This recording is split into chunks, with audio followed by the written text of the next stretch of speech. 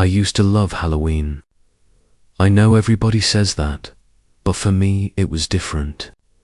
Because Halloween was the one night a year my sister Mara and I actually acted like normal siblings instead of two people who happened to grow up in the same house. We'd spend weeks planning costumes, arguing about candy strategy, laughing about nothing. So when she texted me in October and said she wanted to throw a party at the old Whitlock property her boyfriend had just started renting, I said yes before she even finished the sentence. The Whitlock house sat about 4 miles outside town, at the end of a gravel road lined with dead cornfields. I'd heard of the place growing up the way you hear about any big empty house on the edge of a small town. Mostly rumors, mostly nothing. An old farming family, a fire sale after the last owner passed. A property that had changed hands 3 or 4 times in 20 years without anyone staying long. Mara's boyfriend, Dylan, had gotten it dirt cheap through some connection at his job. And he was proud of it in that particular way guys get proud of things they didn't build. He kept calling it the estate, half joking, half not. I got there around 7, already dark, my headlights catching the shapes of parked cars along the ditch. The house itself was bigger than I expected. 3 stories of tired white paint, a wraparound porch with a sag in the middle, and windows that reflected the string lights Mara had wound around the railings so that for a second, driving up, it actually looked warm and inviting instead of like something out of an old postcard nobody wanted anymore. Inside it was loud. The good kind of loud music and laughter bleeding together. People in costumes I recognized and a few I didn't. Red cups and candy corn and someone's fog machine working overtime by the drinks table. Mara found me almost immediately, wrapped in a black dress and devil horns, grinning like she hadn't in months. "You made it," she said, hugging me too hard. The way she used to when we were kids and she was excited about something. "Wouldn't miss it," I said, and I meant it. For the first hour, it was everything I wanted it to be. We played the games Mara had planned. Apple bobbing that nobody actually wanted to do but did anyway because she asked. A costume contest judged by shouting. A horror movie playing on mute in the background because somebody thought it would be funny. I didn't think about the house at all.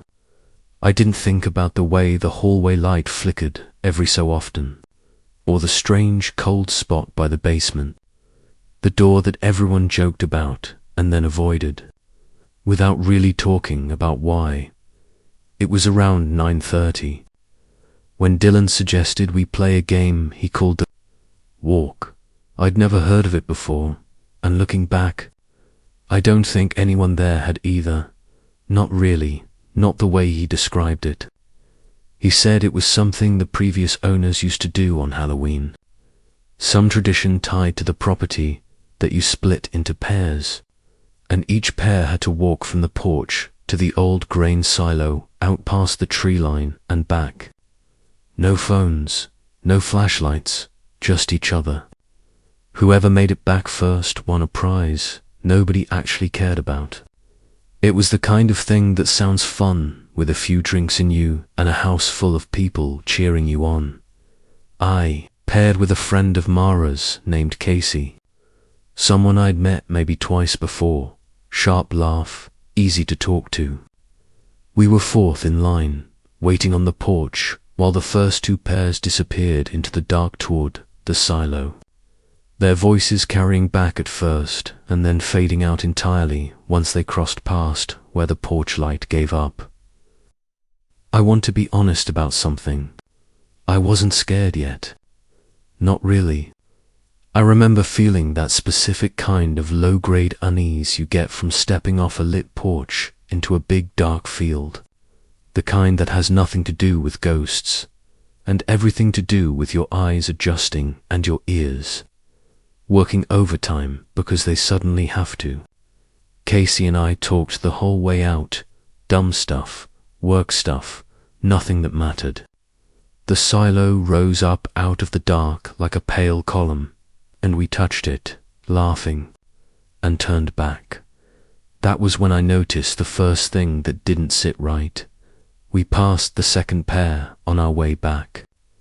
Two guys from Dylan's job I didn't really know, and one of them wasn't talking. Not sulking, not distracted, just completely silent. Walking a half step behind his friend with his eyes fixed somewhere past us, past the field, at the house. His friend kept nudging him, saying his name, and he wasn't responding, not even a flinch. I almost said something. I didn't. We kept walking, and Casey didn't seem to notice. And I told myself it was nothing, some private joke, some private mood back at the house. I lost track of Casey almost immediately, swallowed by the crowd. And I went looking for Mara, because I wanted to tell her about the silent guy. Wanted her to laugh it off with me, turn it into nothing the way she always could. I found her by the kitchen instead, and she wasn't laughing about anything.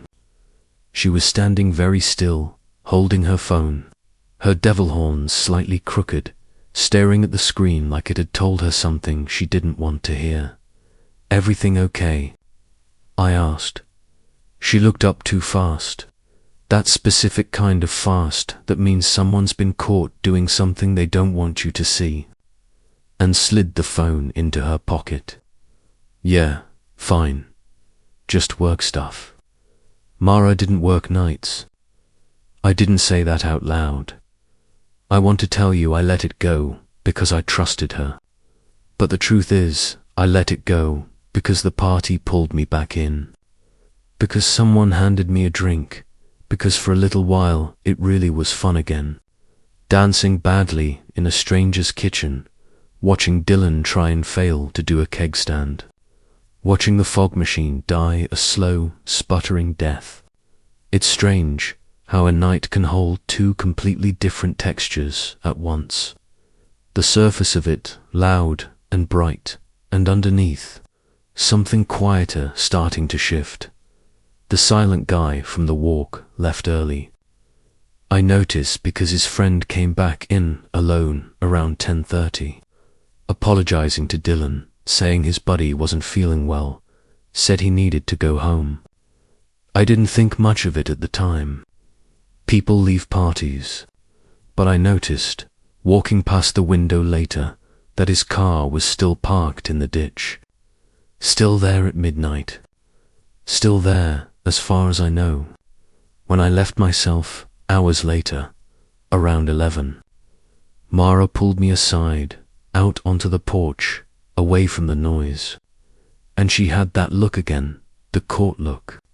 Except this time, she didn't try to hide it. "I need to tell you something, and I need you to not freak out," she said. I told her I wouldn't, which is what everyone says right before they freak out.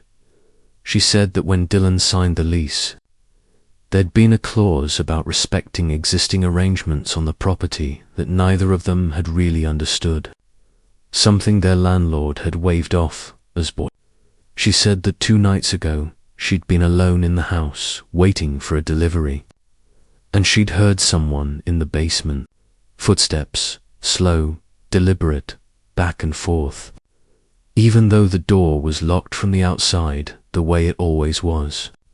She said she told Dylan, and he laughed it off, said old houses settle. Said it was pipes. She said that tonight, before I arrived, she'd gone down to grab extra folding chairs, and found the basement door unlocked, standing open an inch, even though nobody but her and Dylan had a key. I asked her if she told Dylan. She said she hadn't, because she didn't want to ruin the party, because it was probably nothing, because she just needed to say it out loud to someone who wouldn't laugh at her. I promised her I wouldn't laugh, and I didn't, because somewhere underneath the noise and the string lights and the candy corn, that low-grade unease from the walk to the silo had never fully gone away. It had just been waiting. We went back inside together, and for a while I tried to convince myself the night could still be normal. I danced. I talked to people. I watched Dylan try to get everyone to do a group photo on the stairs. Everyone piling up in their costumes, laughing, and it was only afterward, scrolling through the photo on someone's phone, that I noticed it. In the background, through the gap under the closed basement door, there was a strip of light. Not the warm yellow of the hallway bulbs. A thin, cold, bluish light, like the reflection off a screen or off nothing at all. I didn't say anything right away. I told myself it was a trick of the flash. I told myself a lot of things that night that I didn't actually believe. It was close to midnight when the lights first flickered. All of them, all at once. A full second of darkness that dropped the whole party into a chorus of screams that were mostly performance. Mostly people leaning into the Halloween of it. Laughing at their own fear the way you do at a haunted house you paid to walk through. I laughed too, for a second, until the lights came back on and I saw Mara's face across the room, and she wasn't laughing at all. She mouthed something at me, basement. I don't know why I followed her. I think some part of me needed to know, needed the unease to either resolve into nothing or become something I could actually name. We slipped away from the party together, down the hallway, past the kitchen, toward the basement door. And it was open again, that same inch, that same cold light bleeding through the gap. Except now I could hear something underneath the noise of the party. Something rhythmic, something almost like breathing, except too slow, too deliberate, the way you breathe when you're trying very hard to be quiet and failing. Mara reached for the door. I told her not to. She said she had to know. And there's a version of this story where I grabbed her hand and pulled her back to the party and none of what happened next happened at all. But that's not what I did. What I did was follow her down the first 3 steps, close enough to see the shape of the basement stretching out below us. Boxes and old furniture under a single bare bulb that wasn't on. That had never been on, and yet the space was lit anyway, filled with that same cold blue light with no visible source. At the bottom of the stairs, facing away from us, stood a man in a dark coat, completely still, his head tilted very slightly, the way you tilt your head when you're listening for something. Mara made a sound I'd never heard her make before, something between a gasp and a word that didn't finish forming, and the man's head turned, not fast, not slow, just turned, until we could see the side of his face in that blue light, and I recognized him.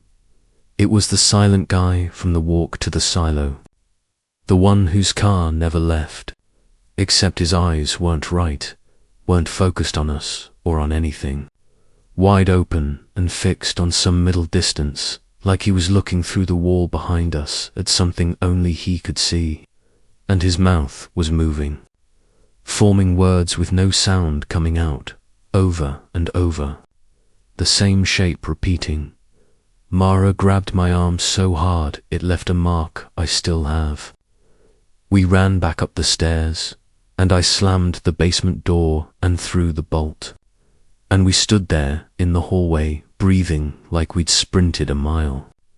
The party still going on just 20 feet away, oblivious, laughing. Someone's playlist switching to a song everybody knew. We told Dylan. He didn't believe us at first, not really, not until we made him come look. And when he unlocked the door and went down with a flashlight, the basement was empty. No man, no blue light, just boxes and an old workbench and dust that hadn't been disturbed in what looked like months. He laughed it off, said we'd scared ourselves silly.